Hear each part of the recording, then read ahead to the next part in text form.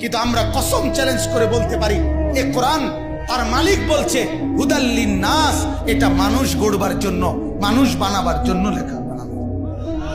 এটা কোরআন বলছে।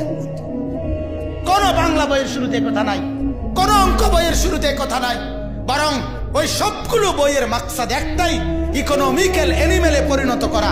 Man is economical animal. একজন মানুষ হবে শুধুমাত্র অর্থনৈতিক প্রাণী, টাকা উপার্জন করার একটা মেশিন, টাকা উপার্জন করার একটা যন্ত্র। এটাই হবে কে কত বুদ্ধিমত্তা, কে কত জ্ঞান খাটাইয়া পৃথিবী সাজাবে, কত বেশি জমিনের উপরের অংশ সাজাবে আর দুনিয়ার কামাই রোজগারি করবে। এটাই হলো মূল টার্গেট, মূল মার্কস, মূল মার্কস। এই কারণে 18 বছর বয়সের একটা ছেলে অনেক কিছু পড়ালেখা করছে কিন্তু এখনো খারাইয়া মুতে।